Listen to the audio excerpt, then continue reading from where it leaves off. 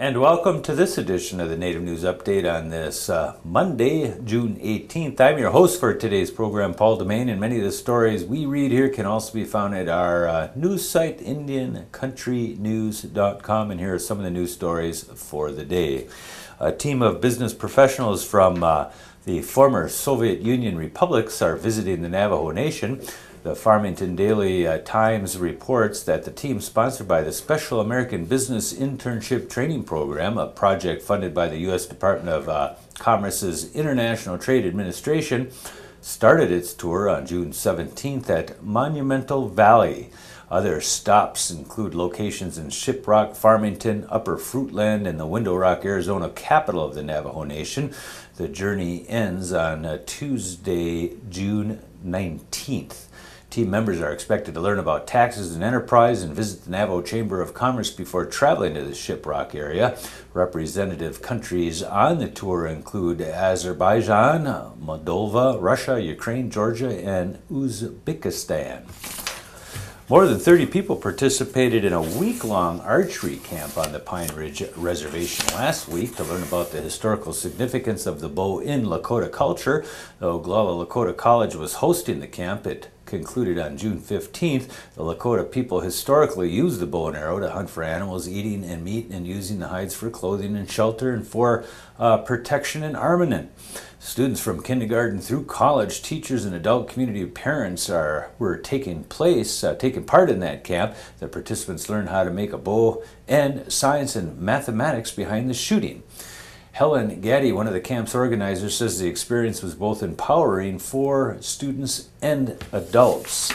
And today we talk with White Earth Anishinabekwe Denise Sweet for a few minutes about an upcoming Woodland Indian Art Show at the Oneida Nation's Norbert Hill Center near Green Bay, Wisconsin. It's going to be the 5th year they're going to try to do this. Here you go, Denise. And thanks for joining with us. And you're going to tell us about some art shows coming up this month. Absolutely, I am. This is Denise Sweet, and I'm coming from southeast Wisconsin, and I'm from White Earth Chippewa tribe over west of the Mississippi.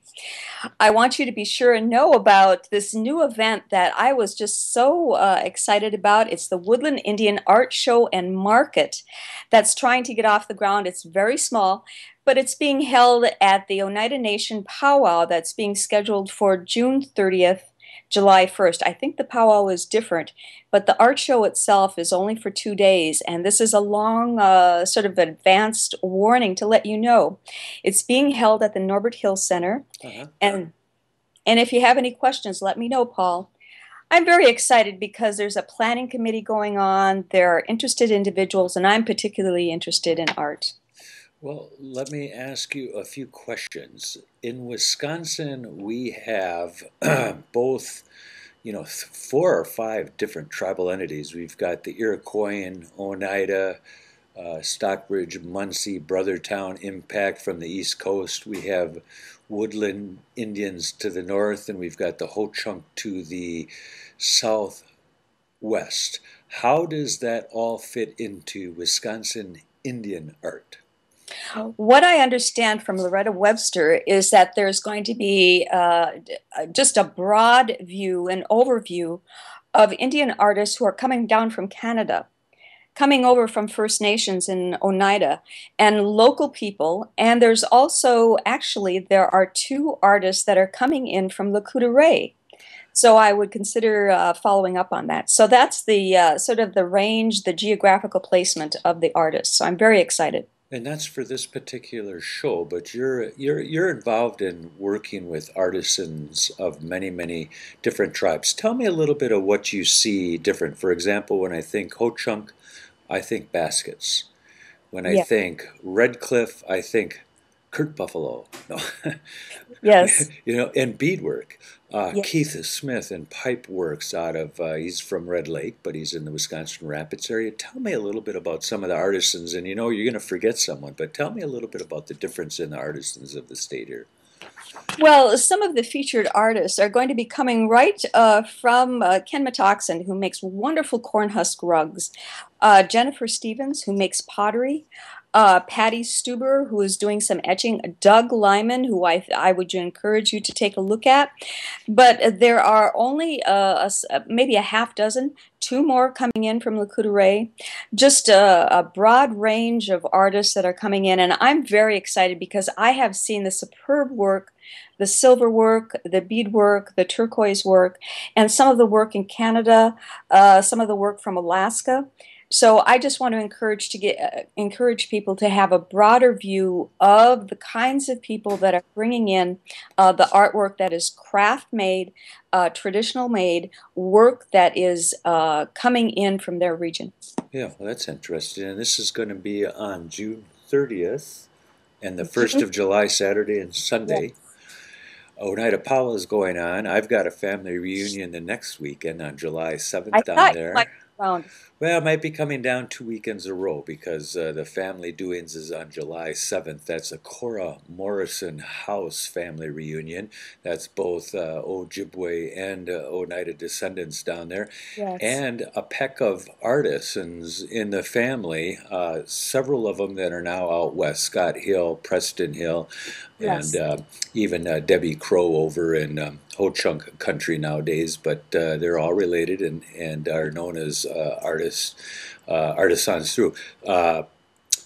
Rod Hill, who has done a lot of the mural work in the Oneida Nation area.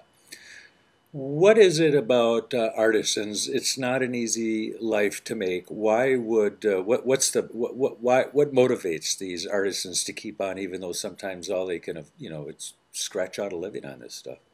Exactly, and I think what it enunciates is the application of materials that you would just find around the house, or materials or fabric or beadwork. I'm just very impressed with what they do with what they have and make it very beautiful and very gracious and especially pretty. The design is what appeals to me. You said that there was going to be a potter there. Have we do we have very many Wisconsin potters at all? Well, I collect whatever pot that Jennifer Stevens makes. I make sure that I grab onto it because she's going to be something fantastic. That's my prediction. I think that when you generate pottery, I know Rose Kerstetter has generated some pottery. Whenever you take that out of the earth, I think that that is something quite amazing. It's magnificent. So she will be featured as I think it's about a half dozen. It might be up to 8 people now. So make sure you check it out. The more the merrier. And Exactly. And native artwork always seemed to me to have the impression was what I call functionable. Pots weren't just made for artwork; they were made to function, weren't they? And other things.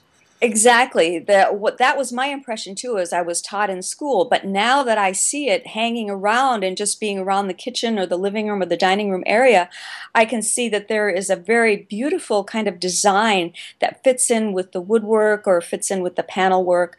I don't really care. I think that it's beautiful, and it's also functional. They got some beaters coming in for this one? I believe so. Probably the one that I find most fantastic is Doug Lyman. He actually takes cradle boards and highlights the head area just above the rung, and he makes sure that you sort of spotlight the child. I think that that's marvelous thinking on his part. And he's also doing some fundraising, and he's soliciting further funding for the project. Oh, that sounds good. And this is all going to be on display with people working as well during this time period, or is it just going to be mainly display art? Well, I wanted to be sure that people are supported in this endeavor because you don't see it around very often. So I'm going to try to do some volunteer work, but the artists will be able to contact you. They'll be able to talk about their work, and the elders that are there. And this is what I find: they will use some handheld applique and show you how to make this artwork, which is marvelous. I don't know how to make art. I would love to participate in that. A little bit of hands-on there for interested people, maybe some inspiration. Anything else we ought to know? Do you have a phone number or a contact if people want to know anything? Yes, I do. If people want to, I know that there are a lot of vendors, so if people want to contact Loretta and support this endeavor, let me give you some information. We have a contact phone number somewhere here. I always call her. I'm sorry I don't have that available. But contact her. I found out about it on Facebook. And whenever I go out there, you can always pick up a flyer. So here's a contact phone number for you. Okay.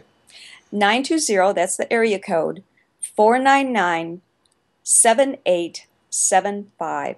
Okay, we're going to get that up on a board so people can look at it, but all this is going on in the greater Green Bay Oneida Reservation area, Yes. Norbert Hill Center. Norbert Hill is the place to go, especially if you want to escape the heat. Check out the art. Get more circulation. I wish it were bigger, but it's a start. And I've seen a lot of Southwest Indian art. Now here's a departure. Woodland Indian art exists and is here to stay. Birch bark too? Well, actually, I hope to see that Jim Northrup will be invited, so I'm going to make sure that he knows about it next year. Unfortunately, he's got a pretty big language camp that goes on at the same time, so there has to be some schedule adjustments. That's happening. That's happening this week, and I actually had a lady that was there who was doing birch bark biting artwork again, which seems to me almost entirely lost because it's just... I only know 2 people who do it.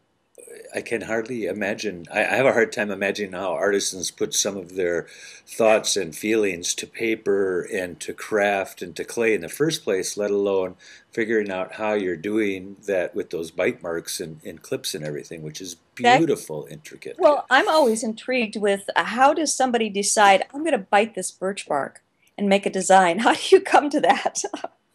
I don't know. How do you discover maple syrup dripping off of a tree? You just say, stick your tongue out and there it goes. Thanks for joining with us again, right, Denise. You take care. We'll give some promo for this. Talk to you later. And that is another roundup of news from Indian Country on this edition of the Native News Update. Thank you for joining with us and come back again soon.